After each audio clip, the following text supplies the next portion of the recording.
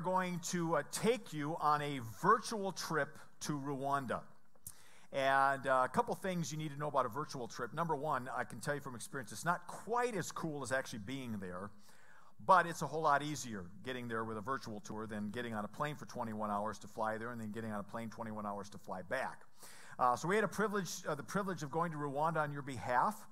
Diane's got a map up on the screen of Rwanda, and she's very nicely circled for us where Rwanda is. It's just below the equator. It's not a very, very big country. It's the size of Maryland, and somewhere between 12 and 15 million people live in Rwanda. They are landlocked. This is a country that was devastated 22 years ago with an apocalypse called the genocide, and in a period of 100 days, 1 million people lost their lives there. And for the last 20-some years, they have been putting their country back together. It's an amazing story of a country that has really rolled up their sleeves to say this isn't going to happen again, and we're going to put ourselves on the map. And so they have really, their capital city in particular, has modernized immensely in the last 20 years. And we got involved as a church in Rwanda a month before we started our congregation. In 2005, February 2005, Joe and Michelle, who are just up here, Alicia, my daughter, and I went to Rwanda. This was our first trip there, but Alicia had been there a couple times before. When she was a student getting a master's degree in human rights law, she had done some papers on Rwanda, on the genocide and on some of the political issues that were happening there. And because I was her dad, I edited her papers for her to make sure she'd get an A. And when we got a B, I took that personally. But her papers were so moving to me, I said, we've got to get to Rwanda. Our church should be a part of this. So we were starting a new church. In February, we went to Rwanda. March, we started this congregation. So we have been involved with the Lutheran church over there for the last 11 years. The Lutheran church was planted in Rwanda by the Germans. When the Belgians took over the colonization of Rwanda, they kicked all Germans out, including the Lutheran church. So the Lutheran church hadn't been in Rwanda for almost 50 years. And so right after the genocide, they restarted the Lutheran church. So when we got there, the Lutheran church was about 10 years old. It was a very young denomination at that point. They had maybe 10 pastors. Now they're up to about 50. Have a number of congregations throughout, and we've had a part in partnering with them. So what we're going to do a little bit later today in the service is we're going to just take you on a little visual tour of our missions trip there, because we were really there on your behalf, and to give you a sense of what God has been up to over in Rwanda. We talk about it all the time, but you get to see it now. And so we're really glad that you're here with us today as we talk about the mission to Rwanda. But we did some other missions as well. A few months ago, about 4 weeks ago, maybe a little bit more, our youth group, our vocal youth team, the Noise, went to San Francisco for a tour. And Kebra is here. You want to come on up for a moment? And she was on the tour along with 10 of her friends. And so you went to San Francisco. So tell us just a couple of things. I know you had a full week, and it was an amazing week, according to everybody who's talked about it. What are some of the things that you did as a mission that stood out for you? Oh my gosh, there were so many things just throughout the time that we got to do. Feeding the homeless was definitely one, just to see how kind and gracious they were, and just the fact that if they already had this tiny bit of food, they wouldn't take any of our sandwiches because they were like, no, we have more friends that need it, that more. And you just don't see that.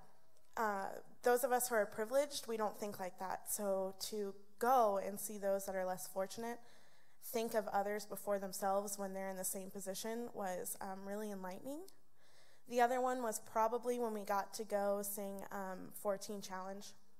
The men in there were just so on fire for our Lord God, and it didn't matter where they came from, if they were 2 months sober, if they were a year sober, it didn't matter. They were so on fire for Jesus. And when you go and perform, you of course want an audience that is going to give you something back, because it's just a little easier. You can feed off of it the same. But we weren't expecting anything from them, and they gave us everything. They gave us so much, and just to be able to go there, sing about our Lord, and some of us gave our own personal testimonies, and to hear them say, like, thank you for sharing that. That was so wonderful of you. When we were just trying to bless them, and they ended up blessing us tenfold. Yeah.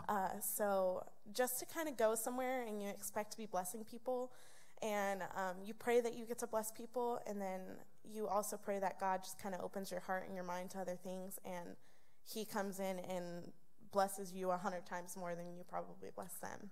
So you were there a week, and I know that you had a lot of concerts in a lot of different venues. And Tony was telling us he was the guy who got to drive one of the 15 passenger vans in the city of San Francisco. Yeah. And for those of you who've ever driven in a blizzard, and you know what it's like to have that iron grip on the steering wheel and have to just pry your fingers off. Tony actually came back still holding the steering wheel and had surgery done. He's recovered. He's done better. But it sounds like a fabulous trip. And the deal is that they were out on our behalf, and you helped support them. And so not all of us can get to San Francisco to do good work there, but we were there with them. And so I know on behalf of Kebra and the whole team, we want to say thank you for your support and for making that happen. Thank you so much, because it was one of the most amazing trips I've taken in my 19 years of life. Yes. Well, you're just getting started. Yeah. So thank you very, very much, my dear. you. We appreciate it. Thank you.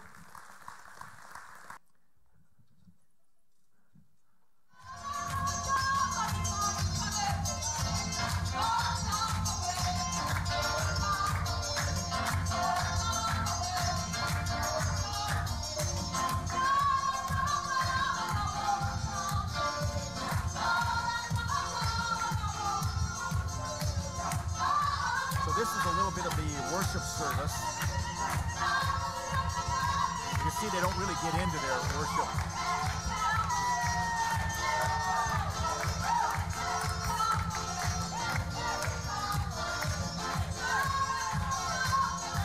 So what's really interesting about their worship services is they'll break into songs like this, and then they'll go to liturgical stuff, where they'll say the Apostles' Creed, or they'll chant something. So it's this really interesting mixture of stuff that's very cultural for them, and then stuff that they sort of brought in from the German Lutherans all those years ago. That service lasted 2 hours, and that was short. The service that we heard about that night, the bishop was speaking at a church, the Lutheran bishop, and their service went from 9 in the morning to 4 in the afternoon. Yeah, you're thinking, I'd love to be not doing that. So, and as Alicia said, they don't provide food. I mean, you're just there for that whole time. Or drinks, no food, drinks. Yeah. So. But it was delightful. So what we want to do today is we just want to show you some pictures of the trip, talk a little bit about what we did, because what we did was we went out to do mission on your behalf. And so I hope this is more than a travel log, although it'll be partly that, but that is just really a blessing for all of us to see how God has been using us over the last several years and some of the things that we were able to do on this trip. So here's a picture of us. We all look really happy because we haven't been on the airplane yet. And we flew to Salt Lake City, and then we had a 10-hour flight to Amsterdam, and then we had a 10-hour flight to Kigali, and got into Kigali, the capital city of Rwanda, in the evening, and had some nice food, some really good pizza, and some other things, and then went to bed, and then began our 5 full days on the ground, and we took advantage of every moment that we had. The country is beautiful. It's called the Land of 1,000 Hills. So everywhere you look, there's just these lush green hills. Everywhere you drive, you're just up one hill and then down another. So our first day, we got in a car and did a 2-hour drive. Now, I'll give Emily a chance a little bit later to talk about her highlight, which happened. She and Alicia went a different direction than Julie and I did to start. So we ended up going the first day to a place called City of Joy. Oh, you're welcome. City of Joy. And City of Joy was developed by a friend of mine named Todd Ellingson and his wife, Andrea. And Todd and I used to work together in another life in another church. And 7-8 years ago, maybe less than that, Todd and his wife felt a call to go to Rwanda. And so they have developed, in the area they're in, they have created a school. They have built a church structure. They don't oversee the church. There's a pastor and congregation there, but they help build the building. And then Todd and Andrea live on, it's kind of like a complex. They have a place where they grow food and so on and so forth. And what they've been able to put together in just a few short years is really pretty stunning. So this is a picture of the school on the outside, and then we have a picture of the inside for you where the students are. Emily is a second grade teacher, and she can tell you she was absolutely blown away by how well behaved the students were. And we see this all the time. I mean, they're working hard. It's a privilege for them to be in school, and they really are very, very good students. The next picture is something that we did. We brought over 2 suitcases full of supplies for Todd and Andrea, and we also brought over 2 suitcases of dresses for the girls and skirts. Yeah. And these were made by women from our church, and they were made for the girls over there. And one of the things that they did was they made a few dresses, and they made matching dresses so that one of our girls here could have a dress, and then we would give that matching dress to one of the girls over in Rwanda. And so I chose this picture, and because I chose the picture I wanted to choose. And so this is a picture of Vivian holding a picture of my granddaughter, Clover, wearing the exact same dress. And so Clover had written her a letter, and then Vivian wrote a letter back to her, and some of the other girls did the same for some of our other girls here.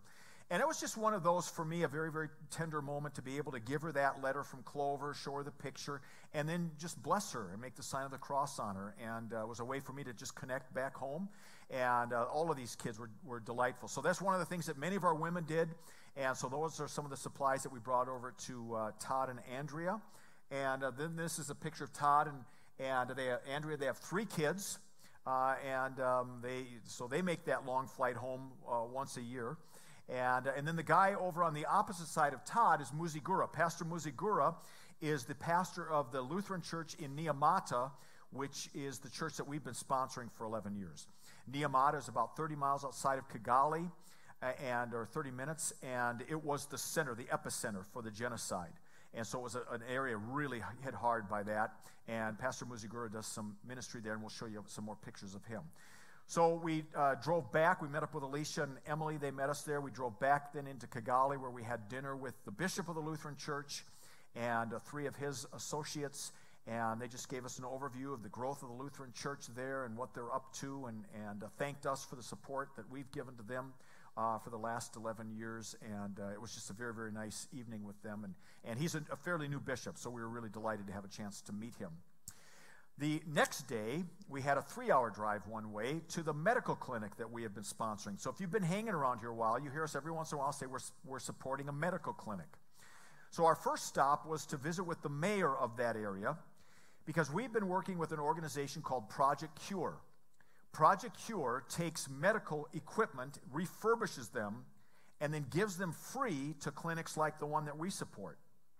We have to come up with the money to ship the medical equipment there. So we have raised, as a congregation, $20,000 to do that. We're ready to go. We've been ready to go for a couple years, but there have been some snags along the way.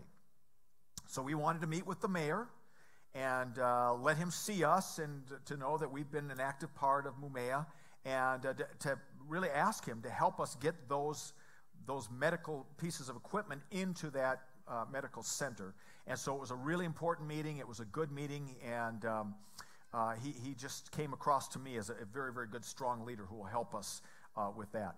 So then we headed off to the clinic, and this is what the clinic looked like 6 years ago, and this is what we saw when we got there.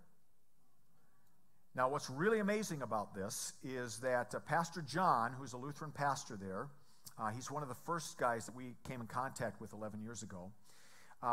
He believes, as do many Rwandans, that the greatest resource of Rwanda are the people of Rwanda. And so rather than Western cultures coming in and imposing things that we think Rwanda needs to do, John did grassroots, and he got the local people together, and one of the things that they determined was they needed a medical clinic. And so they did it all themselves. And as Alicia said at the last service, these are not highly educated people. And John trained them into how to do a process of working together. He trained them in how to, get this building built and how to work with the government, because they needed a lot of government help. There was no good road to the medical clinic, and so they made sure that the road that we took to get to the medical clinic up until the last half mile was beautifully done. It wasn't paved, but it was beautiful. That last half mile, not so beautiful. We had what they call the Rwanda massage in the van, and our kidneys are still rocking and rolling, I think, as a result of that ride. But this is the community did this because they saw the need. And it's been our great privilege as a congregation over the years to help them financially because it's no small undertaking. And Julie is going to talk a little bit later about one of her highlights, and it happened here at the clinic. But this is a clinic that there's no professional doctor there. He comes in and visits, but they do have a medical staff there. They work very, very hard. They had a tuberculosis room. They had maternity ward. They had other rooms for other kinds of things. So it's a fairly extensive medical clinic. And so we were able to bring some gifts to them. I'll let Alicia tell you a little bit about what we brought in for them. So we worked with Project Cure, and if you give them a donation, they will provide you with some medical supplies to bring with. You can see we have 4 large bags full of goodies for them to use. And it's not up there yet. It's coming. Oh, it's not? I'm looking at it right there. Yeah. Oh. It's coming up right. Oh. It'll I'm be sorry. Up. There it is. I'm looking at that. So, Yeah. okay. So, so there's 4 bags there filled with medical supplies. And so we went in. The head nurse has only been there for the past year. So, and the last time we were there was 3 years ago. So he didn't really know who we were. He knew we were coming. Pastor John had told him. And we sat down and we said, we have some gifts for you and we want to give you some equipment. So he looked at the list. And Rwandans are just not very demonstrative. You can't tell if they're happy, if they're angry, if they're sad. You have really no idea what they're thinking. And you saw this itty-bitty little smile come at the corner of his mouth when he saw the list. And he told us there was a lot on that list they did not have that they really needed. And then he did not realize it was actually double that amount because that was only 2 of the bags. There was another 2 bags. So it was quite a blessing to be able to provide that for them. Rwanda does have nationalized health care, so that was part of the reason it was so important to train these individuals how to meet with government officials, how to speak to the mayor, how to meet with the minister of health. These individuals, you know, they might only have 1 or 2 years of education, but they actually met with their minister of health and demanded to have the same access to health care as other people had in the country. So with that training, they built this, but then they have to work with the government to keep it running. The government had just shipped them a bunch of supplies, and they showed us in the room, and everything was broken. They couldn't even use it. So it was such an honor and a blessing to be able to give them things that they really needed. They do almost everything except for major surgery. They'll do small procedures, labor, delivery, you know, all of that there. So thanks to you, we were able to bring them that. Right, and even though the community built this, it wouldn't have been built without our help. So this is really one of those things where your giving has made a really big difference for countless hundreds of people every single day who take advantage of that clinic. After we went to the clinic, we went to visit John's wife. She's an American. And she is in Rwanda not only because she's married to John, but she's also a missionary with the Evangelical Lutheran Church in America, and her missionary work was to start a school there. And so John wasn't as involved in her school as Robin was, and we aren't quite as involved. But several years ago, John and Robin sat in our living room and shared with me and with Jan their vision for this school. And it was just a delight to go there and see it. And again, to see in 6-7 years what they've built. All the classrooms are built. This is a boarding school, so they have dorms for the boys and the girls. They were building some more dorm space. The young man with the tie took us on a tour. And Alicia said, "Why are you at this school?" And he says, "Because it's got the reputation for being the best school in Rwanda, and I wanted to be here." And that they've been able to do that in just 6 years is absolutely incredible. So it was good to be with Robin, and we had dinner with her then that night to just continue to get a sense of what's happening in Rwanda and how we can be a part. Then we come to Saturday, and Saturday, the 4th Saturday of the month in Rwanda is a work day, required work day. So they shut down the streets. You can't drive unless you have a special permit, and you are required to go and work in the community. So we thought, well, that'd be cool to join them in that. And so we went out to Nyamata to be a part of their work day. And I'll have Alicia explain just a little bit what the concept is of that and what it's called. So the word is Umaganda, and it is mandatory community service. It was something that was based on before the colonial powers went in, that how a village would work together to build their buildings and help people in need.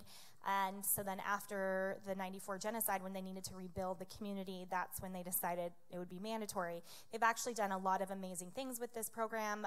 They've built schools with it. They make roads. That's actually what Pastor Tim alone is working on right there. Yeah, did you notice? Did you see what Julia's doing?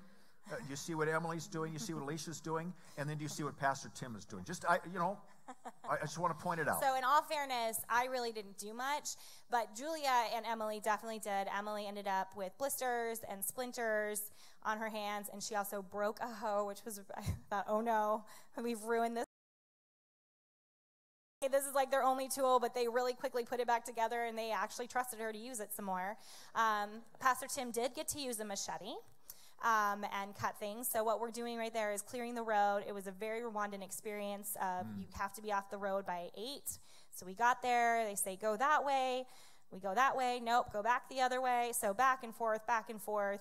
Finally, we get out of the car. We walk out on this dirt road for a while. We see one person working. Like, wow, what a great mandatory community service. Well, then all of a sudden, we start working, you start looking, and there's just a sea of hundreds and hundreds of people every way that you look.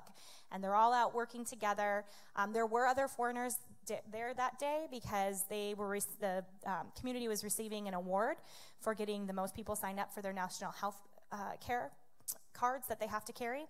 And so at the end, we all went walking together and attended this meeting, and it was just so great to be able to be there and watch them get this award and see how they use this as a monthly way of disseminating information. So there were about 2,000. It started with just us and ended up with about 2,000 people. And it was really one of the cool experiences, just walking down these dirt roads out in the bush, so to speak, with the people of Rwanda, and some of the girls were singing a song for these guys. And Emily made friends with a little football/soccer team. They wanted her to stay because she was such a hard worker, is what they were telling us. Yeah. So. And I did barter, Patrick. I tried to get 40 cows for her, and they'd only go to 39, so we had to bring her home. And that was the best we could do. I saw them walk. Pastor Tim played with them a little bit, and I saw them walking over to where Emily was, and I was like, nope, keep on going, guys, keep on going. The best part was when I was working and I was minding my own business, and I was oblivious to all of this, and then I hear, "Protect Emily" from Alicia. I'm like, what? Okay. And because we promised Mom we would take care of her, and we did. I did. It was. But I did try to get the 40 cows and just couldn't quite do it. So we did work, and it was just a wonderful experience. But we got then permission to leave early because we went to a village then, a community that's been sponsored by Prison Fellowship. Now, if you've been hanging at Grace a while, you'll know Prison Fellowship. They're the ones who sponsor Angel Tree that we do every Christmas. It was started by Chuck Colson, for some of you who remember back in the Reagan era. And he had gone to prison, and then he started a Prison Fellowship ministry that's worldwide. In this setting, they created a reconciliation village where perpetrators of the genocide live side by side with survivors of the genocide. And they have worked hard to help bring about reconciliation, forgiveness. As you can imagine, when you're sitting side by side with someone who caused the death of your family members, something amazing has happened. And so 2 of them told their story. One was the perpetrator who had spent 9 years in prison because of his acts of genocide, and he was sitting next to a woman who was a survivor who had lost many of her family members. And they formed a community together. And they are living the model of what is possible through the power of forgiveness. And one of the things that we heard again and again from people is, if God's not in the equation, that kind of forgiveness is impossible. And some of us would find it impossible even with God's grace in the midst of it. But it was a remarkable experience, and as Alicia mentioned, I didn't say this at the other services, but it was a surreal experience because the perpetrator, was the guy who taught me how to use a machete, and that was the tool that they used in the genocide, if you catch my meaning. We've got a family-friendly audience here. So it was a little creepy, but here's a man who has received redemption and was able to tell a story, and it was just a wonderful experience for us to be there. Next picture, because I can't remember what happened after that. Oh, yeah, the next day then we were at our church. And went back to Niamata and had a wonderful worship experience. And the kids were great, and they would dance and sing, and all the people would dance and sing, and yet still very traditional. We were. I didn't bring my robe with me. Pastor Muzigura has a spare one, so we were able to dress the part. We have helped support that church for 11 years. One of the things that we helped do was build a bathroom. Well, I should say a toilet that none of us would use, but that was very helpful for them. And next door to that, you can see this, the church building, and right next door is a new house that Muzigura was able to build because of our support, so he could live by there. And he is not only the pastor of that church, but of the area of Niamata, so he has 2 other churches that he started now in that area. And a lot of that's because of what we've been able to do to help. We purchased him a motorcycle so he can get around. And we've really helped make ministry possible. And we had a chance to be with him for several days. And so always a highlight. Then we had dinner with them and his leadership team afterwards. The final day, we had a plane that evening. And so Alicia set up a tour for us to take that was sponsored by a woman's co-op. So it's a women's co-op in an area it's a predominantly Muslim area in Kigali. It's also one of the poorest in the area, but it was one of the least touched during the genocide because a lot of what was occurring within the Catholic Church and other Protestant churches. And so they offered sanctuary to Tutsis, and when they came in, the Interahamwe came in and asked to have access to them, they said no, and they wouldn't enter the mosques because they were afraid that the Muslims had special superpowers. So they actually helped protect quite a lot of people, and because of that, it wasn't so devastated with the need to rebuild because people left this area mainly untouched. It's the oldest area in Kigali. So with this women's co-op, even though the area hadn't been as destroyed, there was still a lot of reconciliation that needed to happen after 94, and these women came together and they decided, well, how are we going to do this? How are we going to get ourselves out of poverty? So they've decided to work together. So those that knew how to read and write started teaching how to read and write. People who knew how to sew taught how to sew. They teach how to do hair, so different ways that they can make money on their own and empower themselves. So on this tour, they were able to show off this entrepreneurial spirit that these women have, and they took us and they showed us a lot of different stores and what these women were doing to pull themselves out of poverty. And then, so then the next. Yeah, so they took us around. We walked the neighborhood. Anytime there was a child around, Emily was around that child. She was just fantastic with them. But then the tour ended where we went into one of the homes of one of the people there, and she cooked us a meal. And so we had a chance to eat some of the local food there. And she was an amazing cook. She was a Muslim woman, so she was not able to join us because it is Ramadan, so she was fasting. So the fact that she could prepare such an amazing meal and not being allowed to eat all day, I don't know how she does it. That's how she is able to support herself and her family. And you would be very proud, Pastor Tim did taste the food, which was excellent and homemade. So I was very proud. They had sweet potatoes, which were fantastic. They do a lot of cooked bananas. There were beans, I remember, rice, some little, was there meat? I didn't eat the meat. Was there goat? It was either beef or goat. Yeah, it was probably goat. I didn't say this to the other services, but the last 3 times I've gone to Rwanda, I've come home 10 pounds lighter. This time I stayed right where I was. So, I mean, the food is really, either the food has improved a lot or I'm more adventuresome. He's grown. But it was really good. So that was a special day. And then after that, we went to a place that Alicia has been a supportive of for many, many years called Speak, I'm Listening. It was birthed out of the genocide. A woman by the name of Beatrice and her friend Beatrice started this to deal primarily with the widows of the genocide and the orphans. And they've continued on their work now for the last 20 years, and Alicia's been a big fan of the work that they're doing, and many of the things that we purchased to support their mission we're selling here to replenish what we did, and the cards that we gave to the kids came from Speak, I'm Listening. So that was the kind of the way that we ended our day. And then this is a picture of us happy and smiling in front of our hotel because we haven't gotten onto the plane yet. And as you can see, Emily's T-shirt says home, and it's got the state of Arizona on it. So she was excited to get home as well. So I'm going to give Julia and Emily a chance. They were on the trip with us. Julia we all had so many highlights, but I asked her to talk about one that happened at the clinic.